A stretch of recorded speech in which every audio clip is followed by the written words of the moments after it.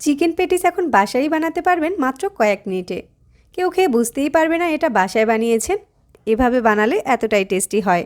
প্রথমেই একটা ময়দার গোলা তৈরি করে নিব। এর জন্য একটা বাটিতে 2 টেবিল চামচ গুঁড়ো দুধ দিয়েছি। তারপর হাফ কাপ কুসুম গরম পানি দিয়ে দুধটাকে গুলিয়ে নিব। তারপর এখানে পরিমাণ মতো লবণ দিয়ে দিয়েছি, 2 টেবিল চামচ চিনি আর 1 চামচ ইস্ট দিয়ে দিচ্ছি, আর 3 টেবিল চামচ তেল দিয়ে দিচ্ছি। চিনিটা গলে যাওয়া পর্যন্ত সব কিছু নেড়েচেড়ে মিশিয়ে নিচ্ছি। তারপর এখানে 1.5 কাপ ময়দা দিয়ে দিচ্ছি। এখন একটা স্প্যাচুলা দিয়ে প্রথমে ময়দাটাকে একটু মাখিয়ে নিচ্ছি। তারপর হাত দিয়ে খুব ভালো করে ময়দার গোলাটাকে মাখিয়ে নিচ্ছি। তারপর হাত দিয়ে খুব ভালো করে মথে ময়দার গোলাটাকে মাখিয়ে নিচ্ছি।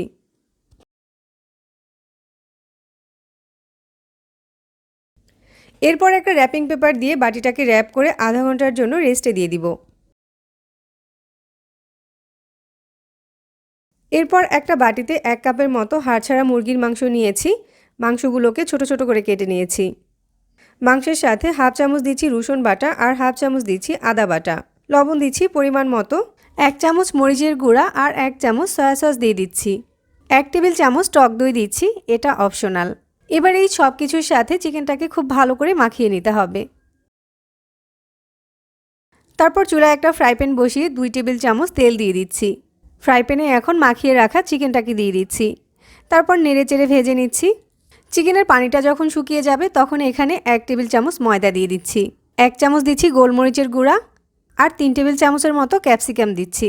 হাতের কাছে ক্যাপসিকামটা থাকলে দিবেন, আর না থাকলে বাদও দিতে পারবেন। আর এর সাথে এখন 1/4 কাপ তরল দুধ দিয়ে দিচ্ছি। এবার সব কিছু একসাথে খুব ভালো করে নেড়েচেড়ে মিশিয়ে নিতে হবে। কিছুক্ষণ জাল করার পরেই দেখা যাবে চিকেনটা এরকম ক্রিমি হয়ে গিয়েছে। তখন এটাকে চুলা থেকে নামিয়ে একটা সাইডে রেখে দিতে হবে। আর এই সময়ের মাঝে ময়দার ডোটা খুব ভালো করে ফুলে উঠেছে।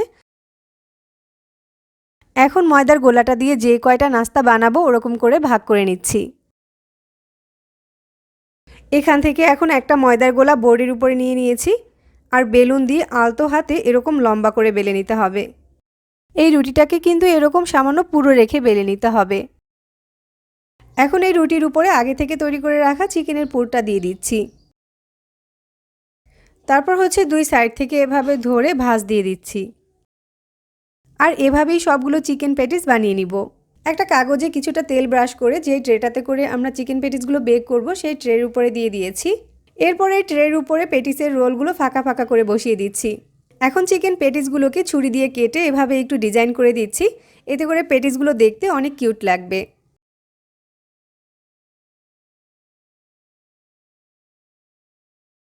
চিকেন প্যাটিসগুলোতে কালার আনার জন্য উপরে ডিমের কুসুম ব্রাশ করে দিচ্ছি।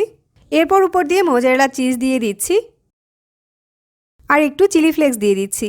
এখান থেকে একটা চিকেন প্যাটিসকে আমি চুলায় বেক করে নিব। বাকি চিকেন প্যাটিসগুলোকে 180 ডিগ্রি প্রিহিটেড ওভেনে 20 মিনিটের মতো বেক করে নিব।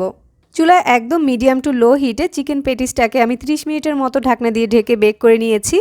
চিকেন প্যাটিসটা বেক করা হয়ে গিয়েছে আর চিকেন প্যাটিসের উপরে খুব সুন্দর একটা কালারও এসেছে। একদম রেস্টুরেন্ট থেকে কিনে আনা চিকেন প্যাটিসের মতো হয়েছে। আর চিকেন প্যাটিসগুলো দেখতেও অনেক সুন্দর হয়েছে। মাঝে মাঝে বাচ্চাদের টিফিন বা নাস্তার জন্য এরকম নতুন কিছু তৈরি করতে পারেন। যাদের কাছে আমার সহজ রেসিপিগুলো ভালো লাগে তারা আমার পেজ ফলো করতে ভুলবেন না, আর চ্যানেলটাও সাবস্ক্রাইব করে রাখবেন। এতক্ষণ সাথে থাকার জন্য সবাইকে ধন্যবাদ জানিয়ে আজকে বিদায় নিচ্ছি। আল্লাহ হাফেজ।